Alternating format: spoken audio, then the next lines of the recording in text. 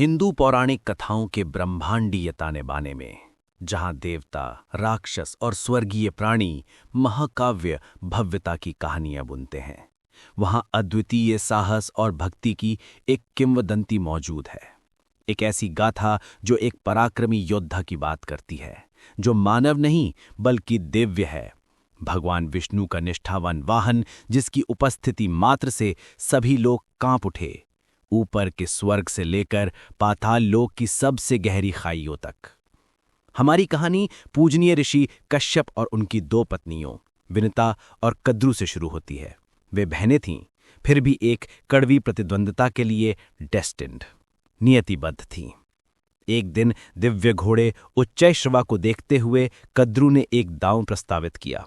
उसने घोषणा की, इसकी पूंछ काली है। विनिता अपनी तेज दृष्टि से जानती थी कि वह सफेद है। अपनी रहस्यमयी शक्तियों का उपयोग करते हुए कद्रू ने अपने हजारों सर्प बच्चों को घोड़े की पूंछ से चिपकने का आदेश दिया, जिससे वह काली दिखाई दी। विनिता अपने वचन से बंधी कद्रू की दासी बन गई। इस प्रकार विनिता के सेवाभाव का कठिन जीवन शुरू हुआ, एक ऐसी दुर्दशा जिसने एक पराक्रमी नायक के जन्म को बढ़ावा दिया। वर्ष बीत गए। विनिता ने 2 अंडे दिए। जहां कद्रू के अंडों से हजारों सर्प निकले, वहीं विनिता के अंडे निष्क्रिय रहे। अधीर होकर विनिता ने एक को तोड़ दिया। केवल एक समय से पहले जन्मे अरुण को पाया, जो दीप्तिमान और शक्तिशाली था, लेकिन अधूरा था। अरुण, जो सूर्यदेव का सारथी बनने वाला था, ने अपनी मां को उसकी अधीरता के लिए शाप दिया। भविष्यवाणी की कि उसका दूसरा पुत्र पूरी तरह से बनेगा और उसे मुक्त करेगा। अंततः 500 लंबे वर्षों के बाद दूसरा अंडा टूटा। उसमें से केवल एक पक्षी ही नहीं, बल्कि एक अद्वितीय महिमा वाला प्राणी निकला, गरुड़। गरुड़, जिसे वैनाथ्य भी कहा जाता है, जन्म से ही अपनी मां की दुर्दशा से अवगत था। उन्होंने अपनी मां को कद्रू की दास्ता से मुक्त करने की शपथ ली। कद्रू ने गरुड़ की शक्ति को समझा और छल से काम लिया। उसने मुक्ति के लिए एक असंभव कीमत रखी। देवताओं से अमृत यानी अमरता का अमृत लाना होगा।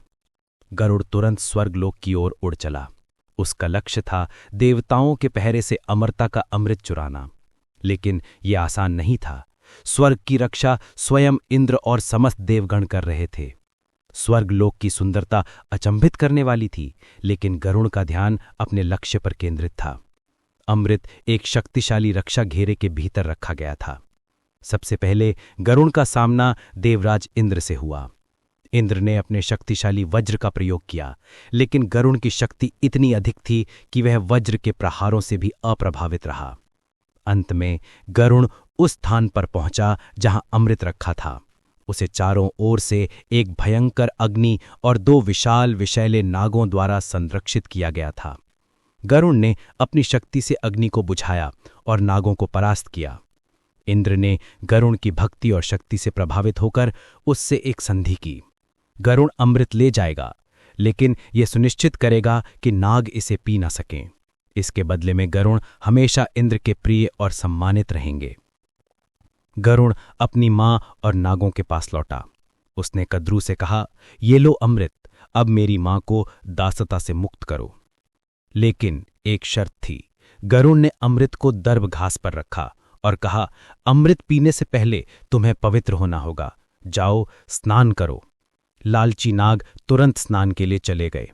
जैसे ही नाग स्नान के लिए गए, इंद्र ने अपनी प्रतिज्ञा पूरी की। वह बिजली की गति से आए और अमृत कलश वापस स्वर्ग ले गए। नाग लौटे और कलश को गायब पाया। वे क्रोधित और निराश थे, लेकिन गरुड़ का छल कामयाब हो चुका था। उन्हें अमरता नहीं मिली। अमृत का एक भी बूंद नहीं बचा था, सिवाय कुछ बूंदों के जो दर्भ घास पर गिर गई थीं। लालच में नागों ने घास को चाटा, जिससे उनकी जीभें कट गईं और वे द्विभाजित यानी फॉक्ड हो गए। यही कारण है कि आज भी सर्पों की जीभ द्विभाजित होती है। इस प्रकार गरुड़ ने अपनी मां को मुक्त किया। उनका वादा पूरा हुआ और उनका नाम तीनों लोकों में साहस, शक्ति और भक्ति के प्रतीक के रूप में अमर हो गया। लेकिन गरुड़ की कहानी यहीं समाप्त नहीं हुई। नागों पर उसका प्रभुत्व स्थापित हो चुका था। वह हमेशा नागों का भक्षक बना रहेगा, जो उसके वंश से विश्वासघात का दंड था। गरुड़ की अपार शक्ति और निस्वार्थ भक्ति ने भगवान विष्णु का ध्यान आकर्षित किया। एक दिन गरुड़ ने स्वयं विष्णु से भेंट की। विष्णु ने गरुड़ को अपना वाहना बनने की पेशकश की। गरुड़ ने विनम्रता से स्वीकार किया और विष्णु से 2 वरदान मांगे। पहला, वे विष्णु के ध्वज पर हमेशा उनसे ऊपर रहेंगे। दूसरा, वे बिना भोजन किए कभी थकेंगे नहीं। विष्णु ने गरुड़ की इच्छाएं पूरी की। इस प्रकार गरुड़, जो एक समय अपनी मां को मुक्त करने वाला पुत्र था, वह ब्रह्मांड के संरक्षक भगवान विष्णु का अमर वाहन बन गया। उसकी एक उड़ान पाताल लोक को हिलाने के लिए पर्याप्त थी। गरुड़ की कहानी केवल एक जन्म और युद्ध की नहीं है, यह धर्म, साहस और भक्ति की शक्ति को दर्शाती है। वह बुराई और छल पर सच्चाई की विजय का प्रतीक है। वह वो शक्ति है जो भगवान विष्णु को गति देती है, जो आवश्यकता पड़ने पर ब्रह्मांड में तेजी से न्याय लाती है। और जब भी आप आकाश में एक बाज को ऊंची उड़ान भरते हुए देखें या किसी मंदिर के ध्वज पर गरुड़ का निशान देखें, तो याद रखें, ये वो दिव्य वाहन है जिसने अपनी मां की मुक्ति के लिए देवताओं से युद्ध किया, पाताल के नागों को भयभीत किया और स्वयं भगवान विष्णु के हृदय में स्थान पाया। यह है गरुड़, जब विष्णु के वाहन ने पाताल हिला दिया। आपको यह महाकाव्य कैसा लगा, हमें कमेंट्स में बताएं और ऐसी ही और पौराणिक कथाओं के लिए सब्सक्राइब करना ना भूलें।